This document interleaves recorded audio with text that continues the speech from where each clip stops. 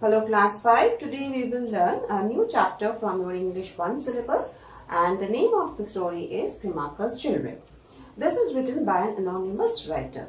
The story of Thimmakka is about a woman who lives in a village very far away from the city life, who has never gone to school, but her ideas and the work she is doing is of great value to the people around her and also to the environment. Now, Thimmakka, she lived in a village called Hulikal in the Magadi Taluka, which is near Bengaluru in Karnataka. So, she lived in a very village, in a small village called Hulikal, which is near Bangalore or Bengaluru as it is now called in Karnataka. She had never gone to school, so she didn't know how to read or write. Why she didn't go to school? Because her parents could not afford to send her to school. She comes from such a family that they could not think of going to school, and instead of that she started working at a very early age so that she could contribute to her family income.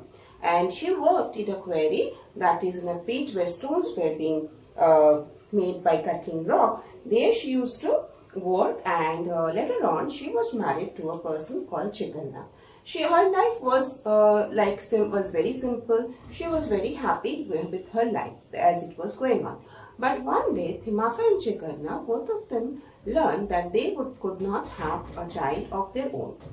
After learning this, both of them were very sad. Then they didn't know what to do. Then Thimmakka took a decision. What was the decision? And in order to overcome the sadness and to feel the emptiness of their lives, Thimmakka decided to do something positive in order to fulfill in order to fill up the emptiness that they had in their life. When they came to know that they could not have their own child, they decided to nurture life or to take care of life in another way. And she decided that she would grow plants. She would plant the saplings, she would take care of the saplings as her own children and see them grow into big trees. That was her decision which she took when she learned that she could not have her own child. And from there, the moment she took the decision, started the endless journey, the journey of endless love and untiring selfless service. It was a journey, it was not at all an easy journey for Thimmakka or Chikanna. And it was a journey that showed the love and their untiring selfless service, because by growing trees actually they were contributing towards the environment, to the other people. It was a selfless work that they were doing, and a very ordinary woman called Thimmakka, she took up this extraordinary mission. What was the mission in her life? To plant as many saplings as possible. So instead of getting sad, instead of feeling lonely, she decided that she would take care of life in another way. She will grow the saplings, she will plant the saplings, take care of them like her own children and see them grow into tall trees. That was her satisfaction, that was her happiness, and she started on this journey which was not at all very easy for her. Once they had taken the decision, then they started thinking how they will carry on their work, how they are going to achieve their mission.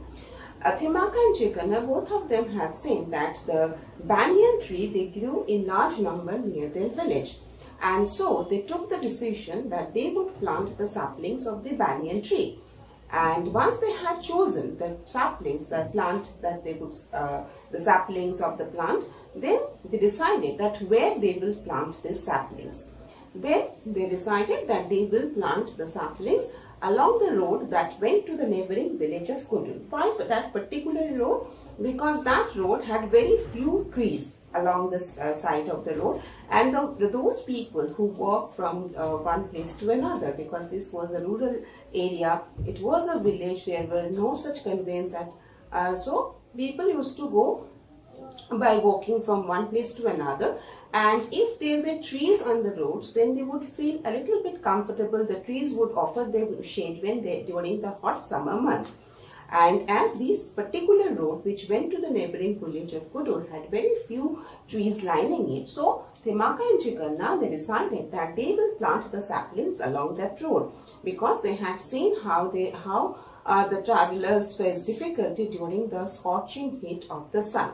So in order to provide them shade and also at the same time fulfill their life, they decided that they would plant the saplings of the banyan tree along that particular road. And they also took the decision that they would plant the saplings during the monsoons. Why during the monsoons? As sufficient rainwater was available during this time, and for the rest of the year, what they decided that they would water the plants, that is the saplings, each sapling twice a week. So they decided that they will plant the saplings during the monsoon. Why? Because there is enough rainwater and this is the time when the saplings would grow well. And for the rest of the year, they would plant each new sapling twice a week. Now, giving water to the plant was another difficult job. Why? Because they had to bring the water from a distance of 4 kilometers. They had to walk a distance of 4 kilometers and they would bring the water, how? In large pots, carrying one on head and balancing one pot on head on one head and another on their head.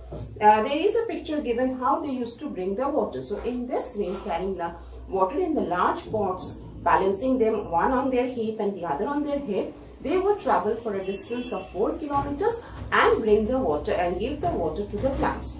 But only planting the saplings and giving them water was not enough, because these small plants or saplings, they were often the food for the grazing animal. So in order to protect the saplings, what they did, they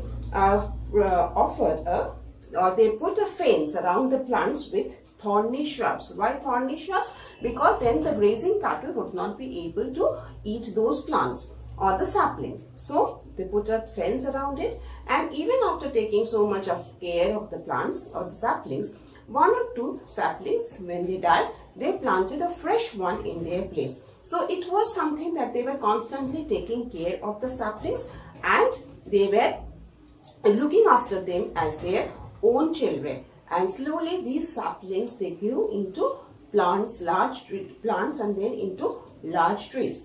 So this is the story of Thimmakka. What you have to do is to read the pages of the chapter properly, till what we have done today, and also learn the meaning given at the end of the page. In the next video, we will take up the remaining portion of the chapter. Thank you.